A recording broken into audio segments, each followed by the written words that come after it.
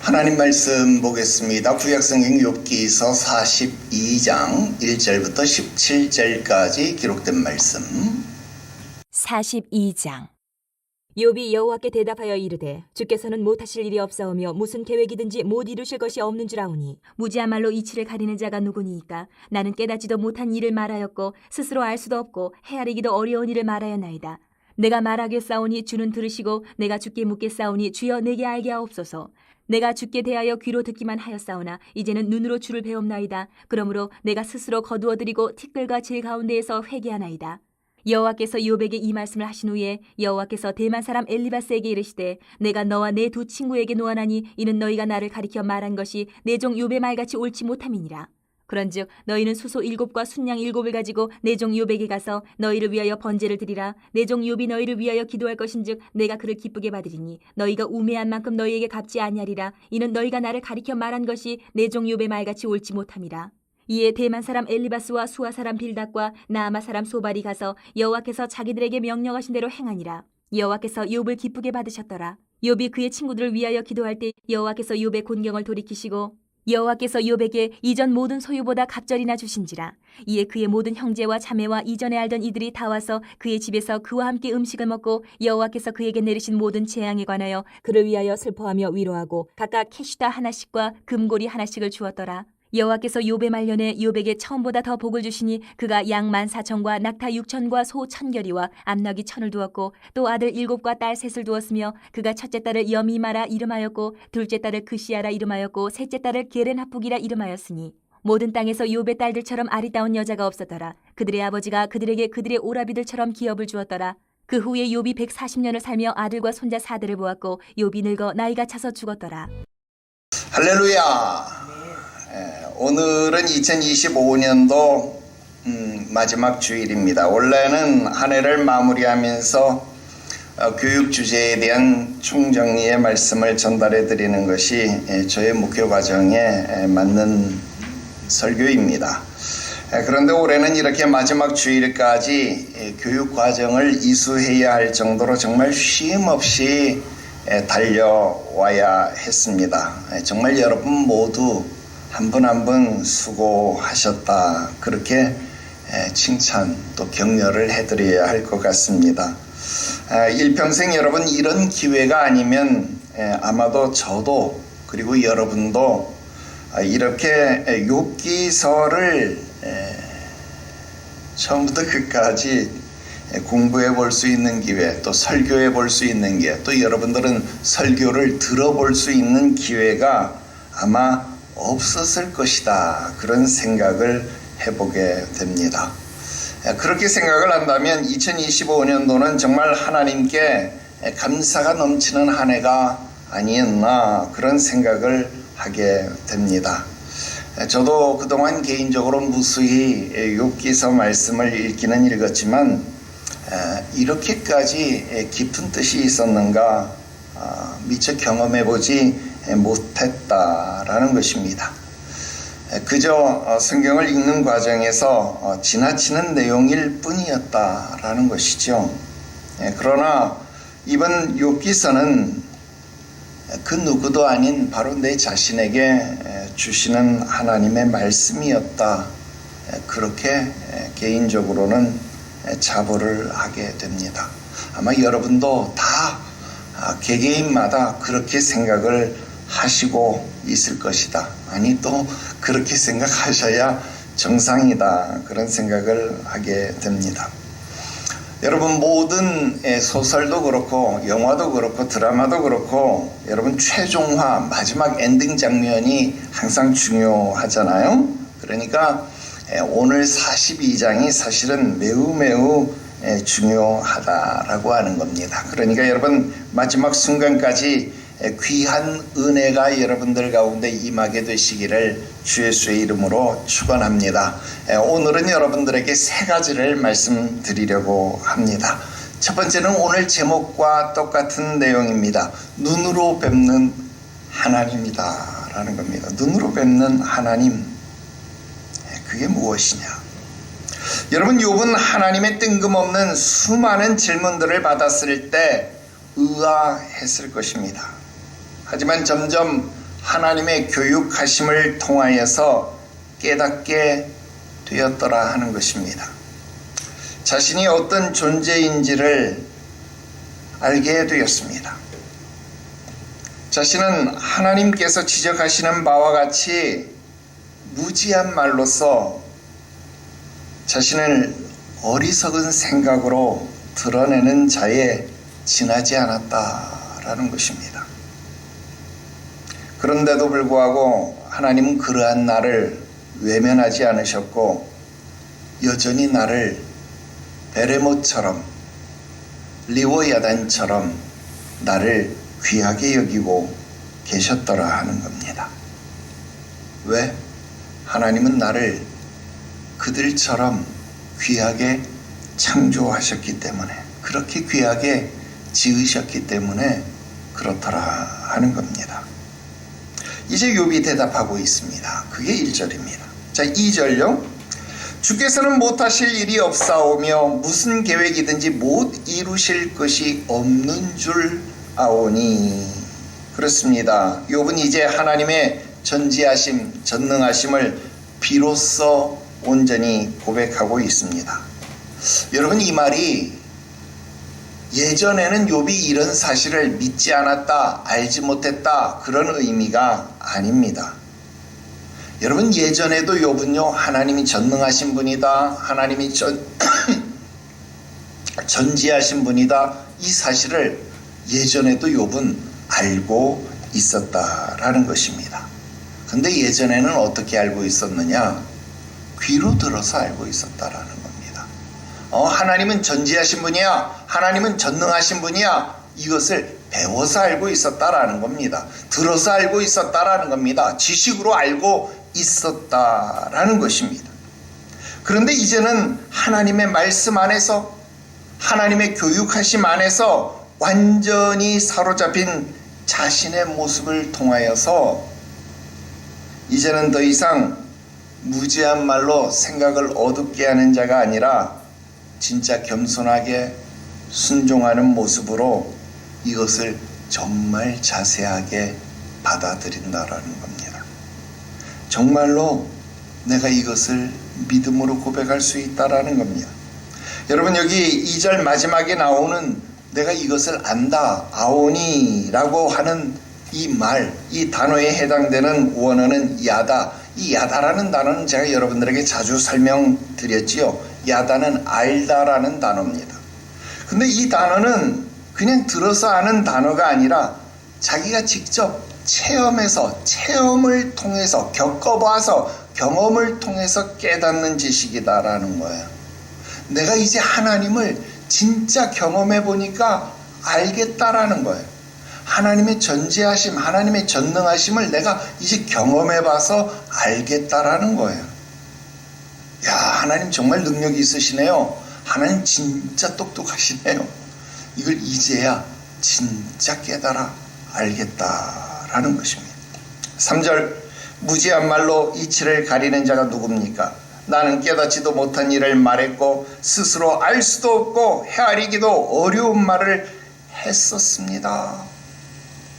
여러분, 욥이 지금 뒤끝이 있어가지고 하나님이 하신 말씀 다시 끌고 와가지고 재반박하는 겁니까? 아니요, 그런 거 아닙니다. 진짜 지금 욥이요, 자기의 수치를 느끼는 겁니다. 회개하는 모습입니다. 여러분, 사실 38장 이전에 욥이 친구들하고 세 번의 사이클이 돌아가면서 수많은 논쟁들을 벌였잖아요. 세 번의 사이클인데 세 명의 친구들하고 계속 논쟁을 벌였으니까 최소한 9번 이상의 논쟁을 벌였잖아요. 무엇에 대해서? 하나님에 대해서, 인과응보의 교리에 대해서 계속 자기들끼리 갑론을박을 했으니까 여러분 어때요? 그 논쟁의 중심에 누가 있었어요? 하나님이 있었잖아요. 하나님이 이렇다 저렇다, 자기들이 하나님을 안답시고 떠들어댔던 그 모습이 얼마나 우스웠느냐 하는 거예요. 무지한 말로 생각을 어둡게 했던 그 모습들이 떠오르니까 얼굴이 화끈거려서 견딜 수가 없더라는 거예요. 그래서 입을 막았었잖아요. 그래서 부끄러워서 견딜 수가 없다라는 겁니다. 내가 헤아리기도 어려운 말들을 했습니다. 하나님, 너무 부끄럽네요. 너무 창피하네요. 지금 그 말입니다. 4절, 내가 말하겠사오니 주는 들으시고 내가 주께 묻겠사오니 주여 내게 알게 하옵소서.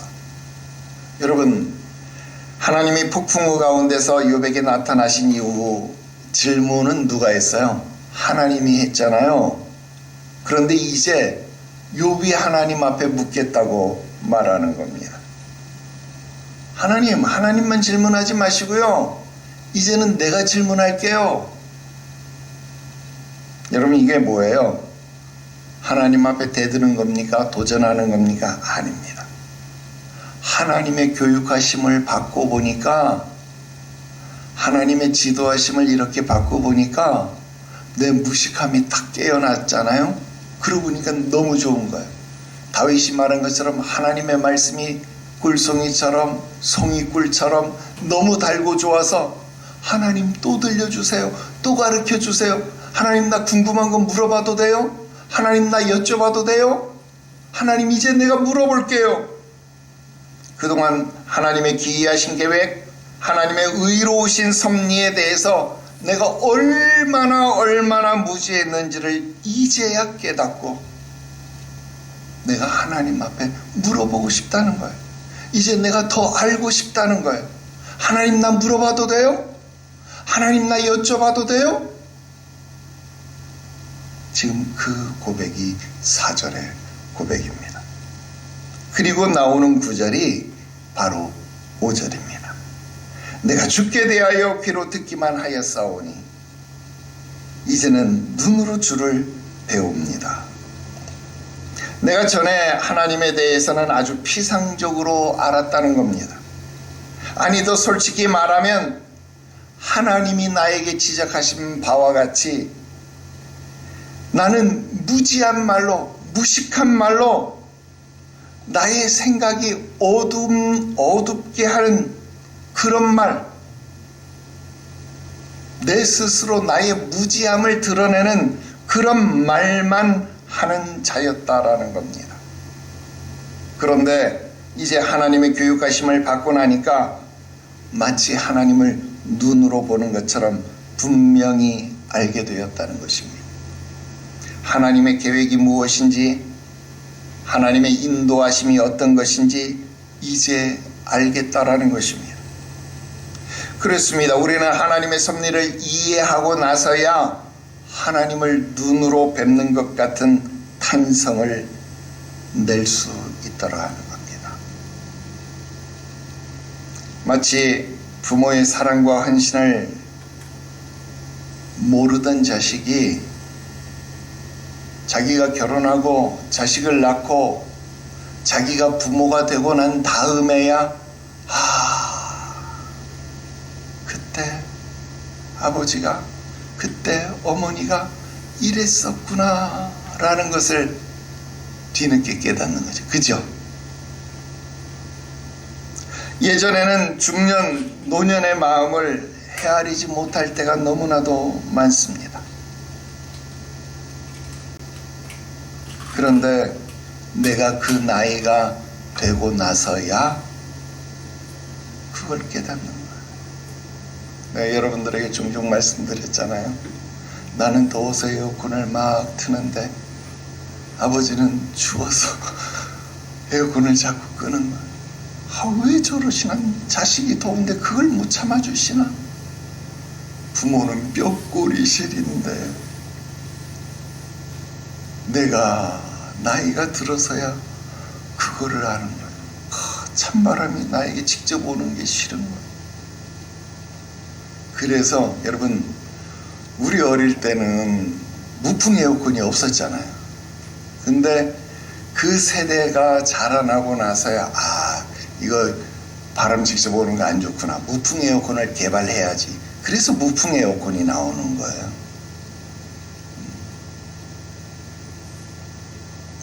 여러분 이렇게 되던 거예요.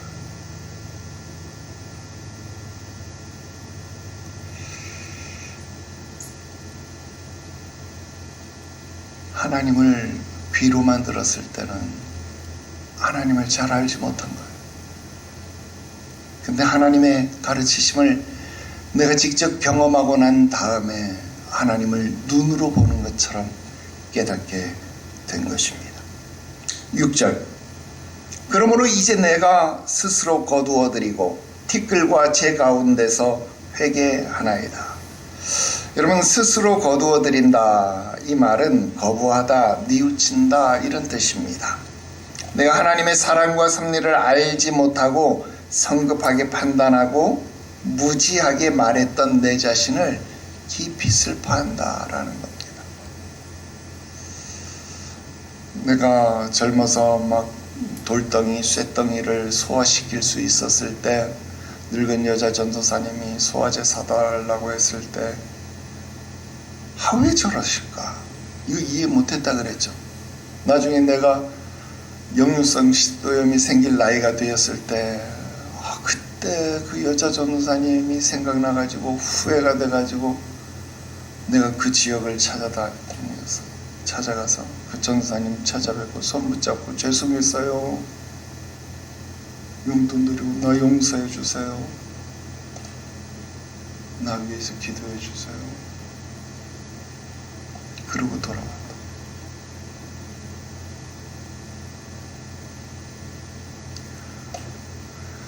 내가 그때가 아니면 그걸 모른다 이 말입니다. 우리 전도사님 어머니 돌아가실 때 막 우니까 왜 저렇게 우냐고 매번 그런 거예요. 내가 겪어보지 않으면 모른다 이 말이에요. 여러분, 여기까지가 욥기서의 주요 내용입니다. 이후에 기록된 내용은 이 7절부터 기록되어진 내용은요, 앞에 우리 욥기서 1장 그리고 2장 여기까지 이제 여러분 다 잊어먹었을 거예요. 여러분, 욥기서 1장 2장은 산문체로 기록되어 있다. 그리고 욥기서 3장부터는 운문체로 기록되어 있다. 여러분 기억납니까? 이렇게 이야기했잖아요. 그래서 욥기서 1장 2장과 더불어서 짝을 이루는 산문체로 기록되어진 결론 부분입니다. 7절부터는. 그래서 욥기서 1장 2장과 더불어서 그런 연결되어진 부분이다. 그렇게 보시면 딱 내용이 들어맞습니다. 그래서 사실 3장부터 내용이 없어도 그냥 이야기가 이어질 수 있는 그런 내용이 될 수 있어요. 이 7절부터 17절까지 기록되어진 내용이 주된 내용은요, 하나님께서 새 친구를 질책하시는 장면, 그리고 욥이 중보기도하는 장면, 그리고 욥이 회복되는 장면, 이렇게 구성이 되어져 있습니다. 이 내용들이 어떤 의미를 가지고 있는지 계속 우리가 살펴보면 되겠는데요, 이걸 두 가지로 나눠서 이야기를 드릴게요. 이제 두 번째 말씀드립니다. 욥의 회복을 통해서 배우는 교훈이 무엇이냐 하는 겁니다. 자, 7절부터 9절까지 볼게요. 하나님이 말씀하시는 겁니다. 내가 너와 내 두 친구에게 놓아노니 이는 너희가 나를 가리켜 말한 것이 내 종 욥의 말같이 옳지 못함이라. 자, 이제 우리는요, 분명히 이 재판 아닌 재판의 결과를 분명히 보게 되는 겁니다. 자, 세 명의 친구가 욥을 찾아왔습니다. 욥을 위로해 주러 찾아왔잖아요. 그런데 위로가 아닌 정죄를 했습니다. 욥에게 회개를 촉구했습니다. 그럴수록 욥은 자신의 억울함을 토로했고 하늘의 의로운 재판장을 향해서 판단해 주기를 원했습니다. 그런데 이제 그 판단을 비로소 받는 겁니다. 자, 그 판단의 결과가 뭔가요? 하나님은요, 계속해서 욥의 편에 서 있었다라는 것입니다. 무슨 말입니까? 여러분, 오늘날도 하나님은 기존의 체험이나 전통 또 교리를 통해서 하나님을 언급하고 또 교회를 정의하고 부흥을 말하고 또 재단하는 그런 인간들의 논리 속에 계시지 않는다라는 겁니다. 여러분, 그런 논리라고 한다면 여러분, 대형교회 목회자는 영성이 충만하고 능력이 있고 하나님의 사랑을 막 듬뿍 받는 그런 목회자인가요?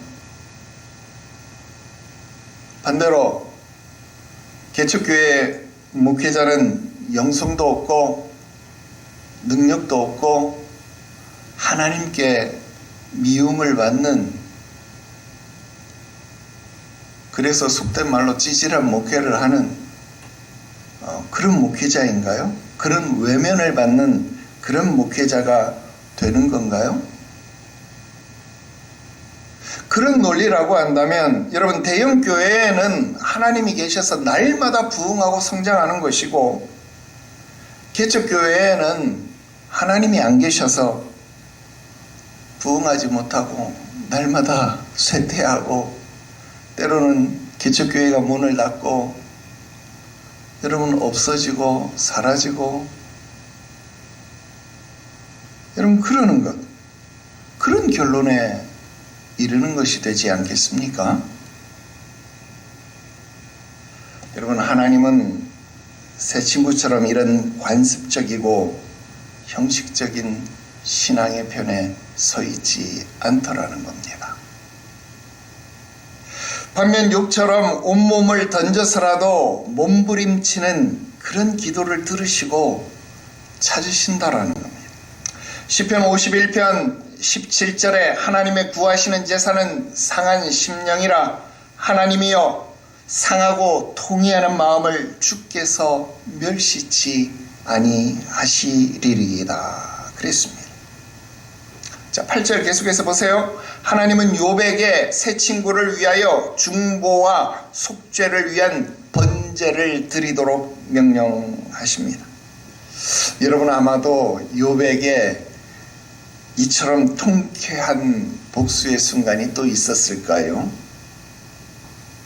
그렇게 욥에게 회개를 촉구했던 자들 아닙니까?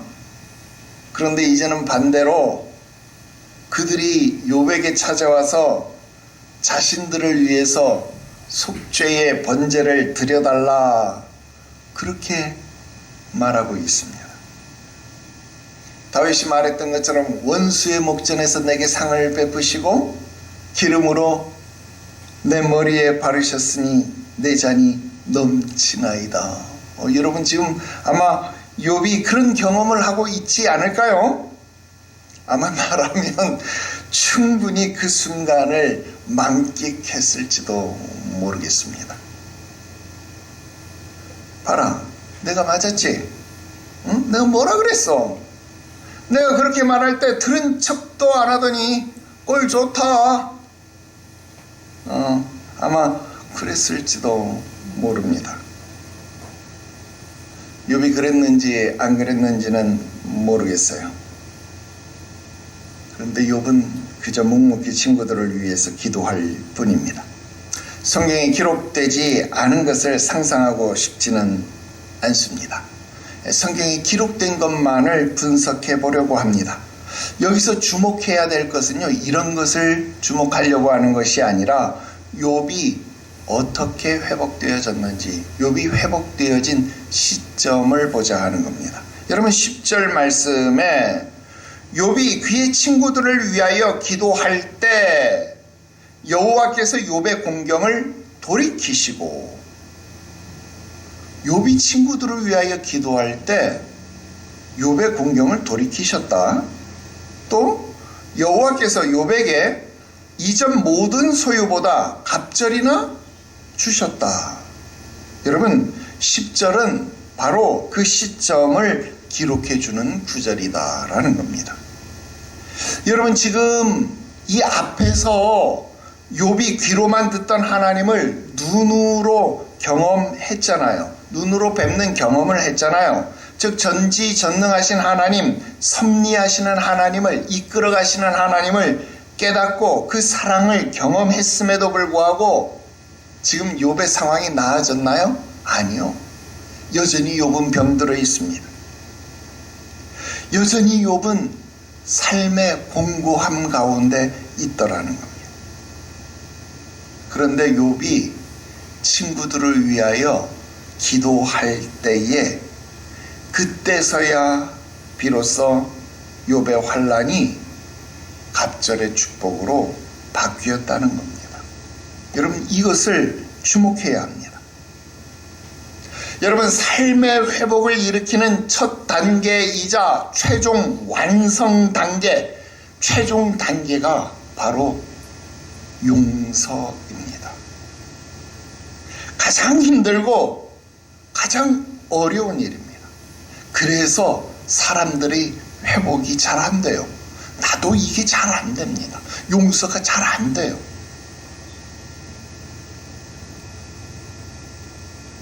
나에게 상처 준 사람, 나는 용서가 정말 잘 안 돼요.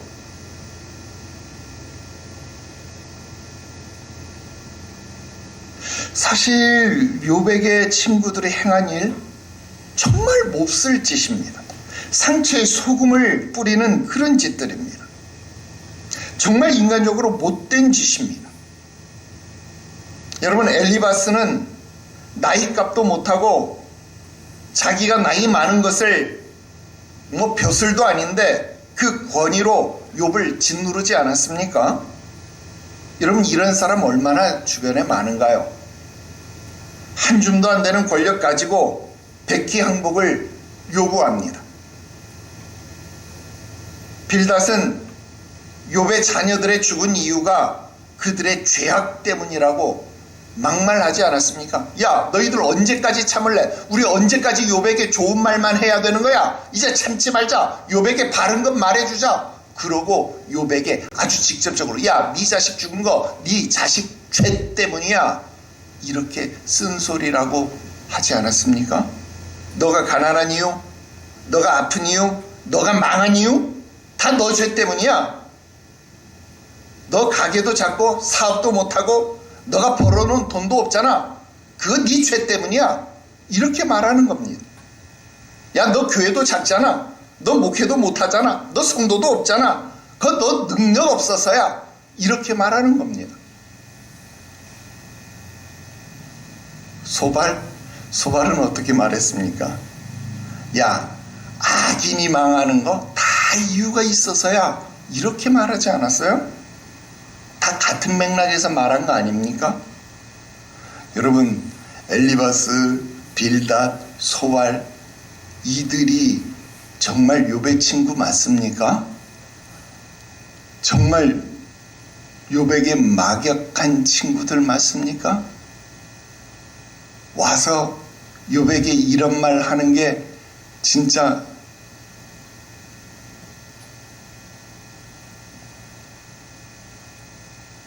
동료 맞냐 이 말입니다.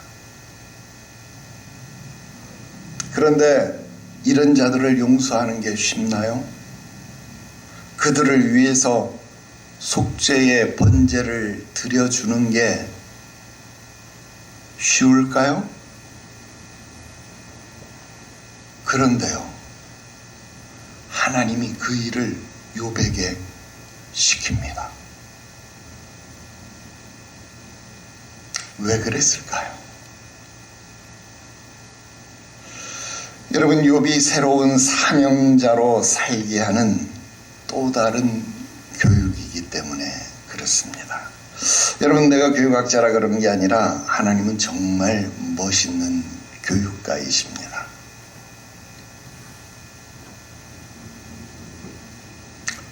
이렇게 하지 않으면 용서가 안 돼요.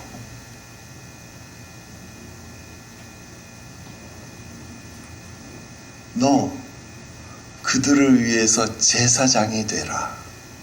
제사장이 되어서라도 그들을 용서하라, 그 말입니다.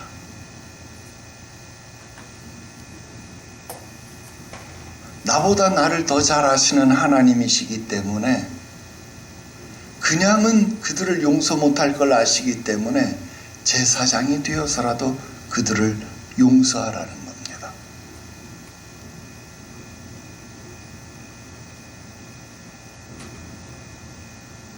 나는 내가 목회자니까 아마 이만큼 참지, 목회자가 아니면 아마 못 참았을 일들이 너무나도 많았을 것 같아요. 내가 여러분들에게 말했잖아요. 나는 아마 목사가 아니었으면 예수 안 믿었을 거라고.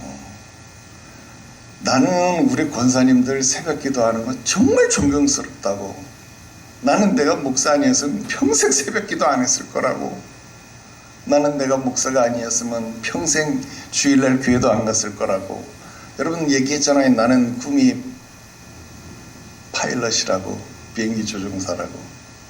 나는 지금 열심히 대한항공, 아시아나항공 비행기 조종사 돼가지고 세계로 다니면서 열심히 돈 벌고 있을 거예요.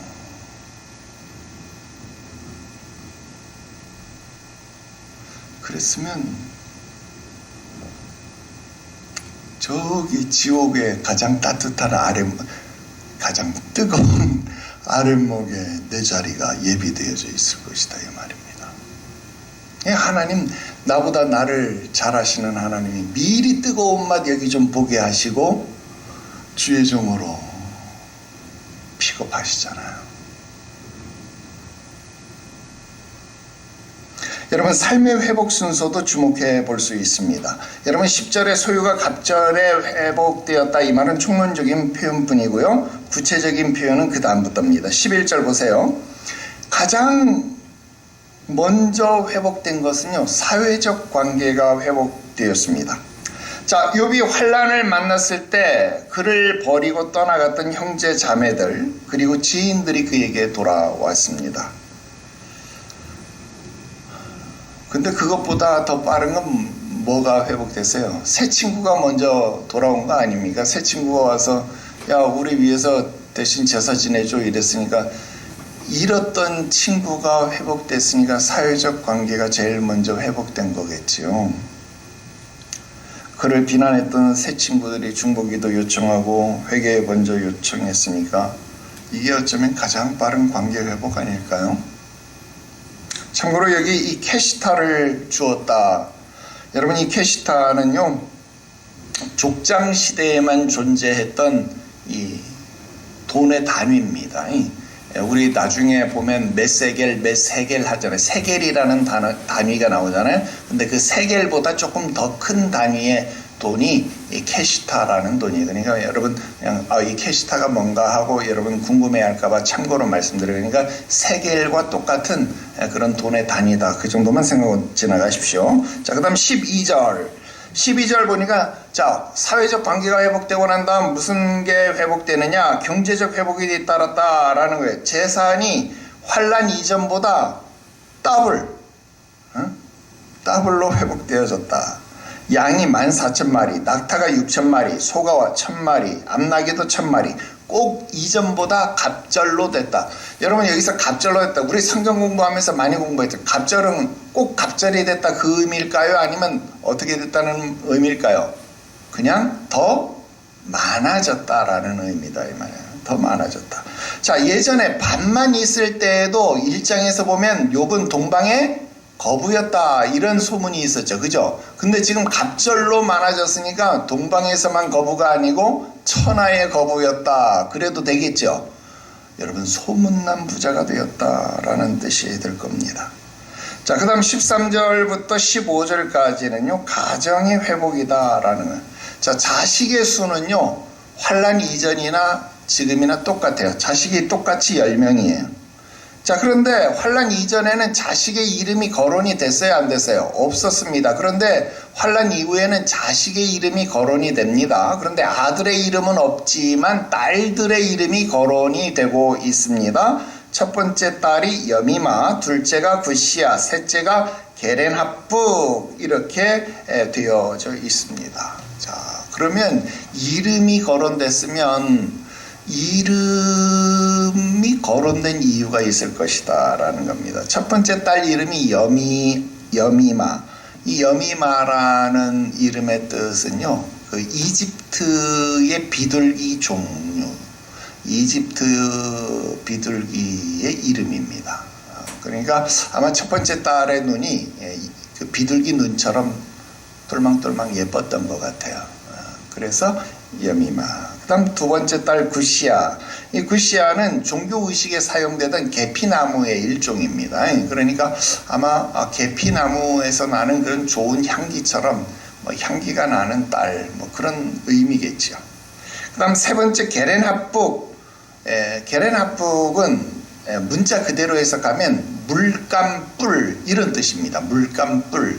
근데 이거 여러분 잘 안 와닿죠? 이 물감이라는 말은요, 여러분 우리 내가 이 태평양 아모레 퍼시픽 사목할 때 배운 지식인데요.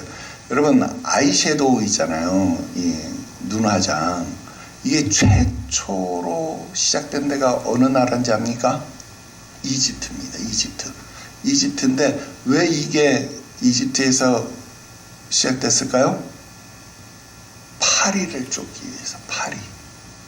그리고 이걸 하면 눈이 시원해요. 눈이 시원해. 그래서 이걸 했대. 근데 이 아이섀도우 하는 그 재료가 돌가루입니다. 돌가루. 이 물감이라고 하는 이 말도 이 안티몬이라고 하는 돌가루예요. 돌가루. 그리고 그 돌가루를 담는 이 그릇이 뿔 모양. 우리 사무엘상에서도 기름 어디에다 담았어요? 뿔에다 담아갔잖아요. 이 돌가루도 뿔에다 담아요. 그래서 이 물감 뿔 하니까 이게 그 돌가루를 담는 뿔 그거예요. 그러니까 게렌합북은 그런 거예요. 이 아이섀도우를 했다. 그러니까 지금 이 세 명의 딸 이름이 전부 다 이 아름다움과 관련되어진 이름이다라는 거예요. 그래서 이 세 명이 어쨌든 아름다움과 관련되어진 이름이 있는 것을 보면 정말 예뻤을 것이다. 그래서 천하에 이 욥의 딸보다 아름다운 여자들이 없었을 것이다. 뭐 이런 내용이지요. 그리고 지금 이 세 명의 딸에게 재산을 주었다. 기업을 주었다. 여러분 우리가 잘 알고 있습니다마는 여자에게 재산을 준 게 어느 때에 기록이 됐어요? 여러분 민수기에서 보면 언제 줬어요? 모세 시대 이후에 여러분 아들 없이 딸만 있는 이름 갑자기 기억이 안 나네. 누구예요? 슬로브앗의 딸들에게 여러분 재산을 줬잖아요. 그러면 지금 이 욥은 아브라함과 동시대 사람이니까 얼마나 앞서 나갔다는 거예요. 그죠? 이 엄청난 일들을 했다라는 거예요. 여러분 지금 이런 일들을 했다는 거예요. 그 다음 마지막 16절부터 17절은 건강이 회복이다라는 거예요. 여러분 건강하고 장수의 복을 누리다가 기한이 돼서 죽었다. 이런 내용이 들어 있습니다. 자, 마지막 세 번째 욥기서의 교훈입니다. 자, 이제 욥기서 최종적인 결론을 맺으려고 합니다. 우리는 이미 한번 이 문제를 고민했었습니다. 여러분 욥의 친구들이 욥을 정죄했을 때의 논리가 뭐냐? 인과응보의 교리였습니다. 즉 사람이 죄가 있으니까 벌을 받고 반대로 착하게 살면 상을 받는다. 우리 동양에도 이거 있죠. 권선징악. 여러분 이 논리로 욥을 정죄했다라는 겁니다. 자, 그런데 우리가 지금 7절부터 16절까지 이 욥의 회복 과정을 살펴봤다라는 거예요. 그러면 지금 욥은 왜 복을 받는 걸까요? 왜 회복이 되는 걸까요? 왜 갑절의 축복을 받는 걸까요? 도대체 왜 욥은 이런 회복을 받는 거예요? 이 이유를 알면 욥기서 공부가 끝나는 겁니다. 여러분 만약 욥이 처음부터 죄가 없었기 때문에 욥이 갑절의 축복을 받는 것이라면 하나님이 아까 그랬잖아요. 야, 니네가 욥 앞에 잘못했다고 해라. 니들이 말하는 것이 내 종 욥처럼 옳지 못하다.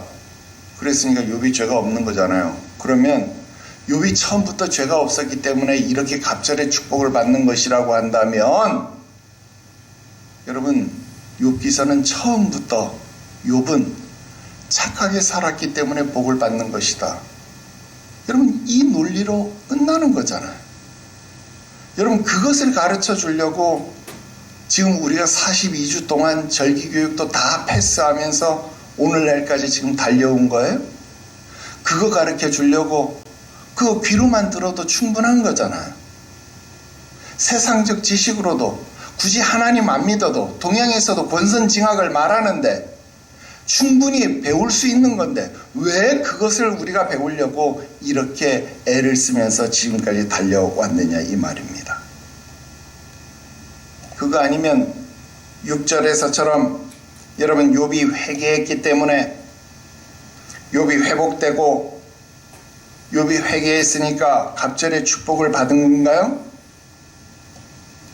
그러면 이건 역시도 욥이 회개해서 이제 착하게 살기로 결단했기 때문에 이건 역시도 또 다른 인과응보의 교리 아닌가요?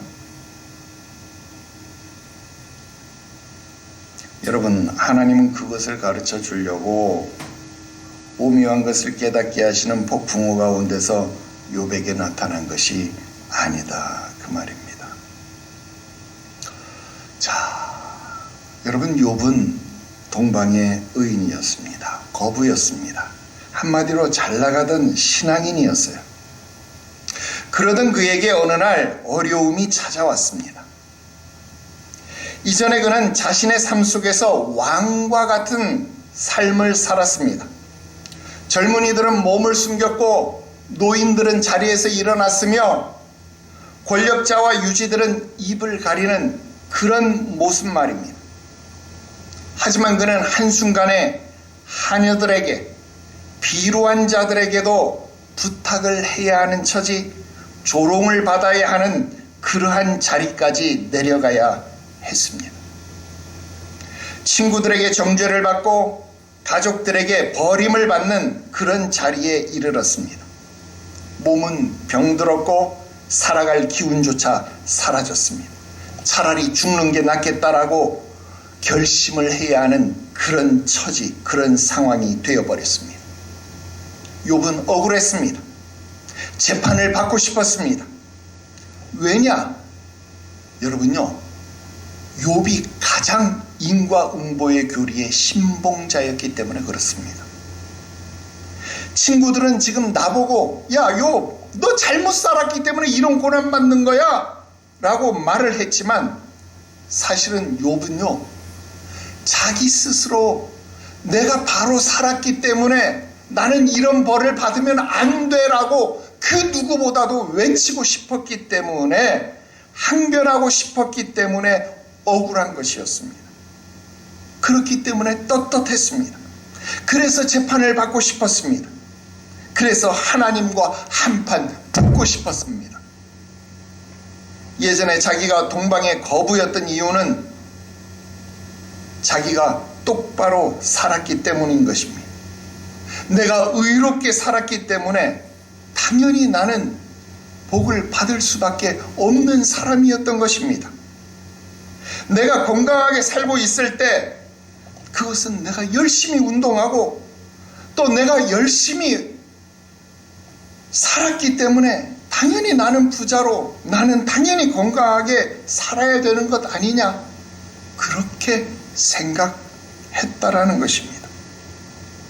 즉 인과응보의 교리라는 것은 내가 착하게 살면 하나님은 당연히 나에게 복을 주는 것이 당연하다라고 믿는 것, 그렇게 정해진 결과라고 생각하는 것입니다.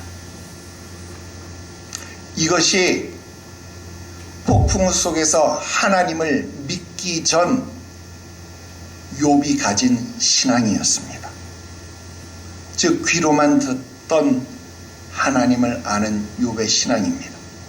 오늘날 많은 그리스도인들은 이 귀로만 들은 신앙생활을 마치 전부인 것으로 알고 있습니다. 그래서 욥처럼 무지한 말로 자신의 생각을 어둡게 만듭니다.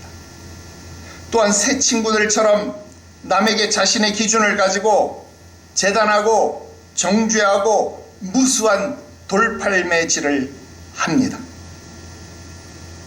하지만 폭풍우 가운데 나타나신 하나님을 만나고 나서야 욥은 알게 되었습니다.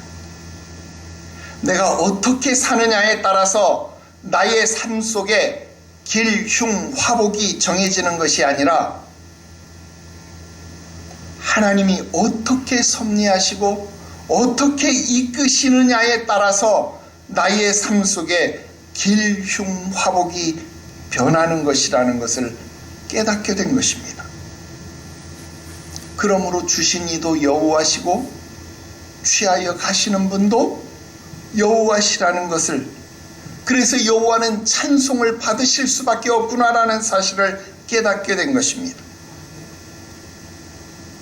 그렇다면 그 흔한 말로 여러분, 우리가 복을 받으며 사는 유일한 방법이 무엇이겠습니까?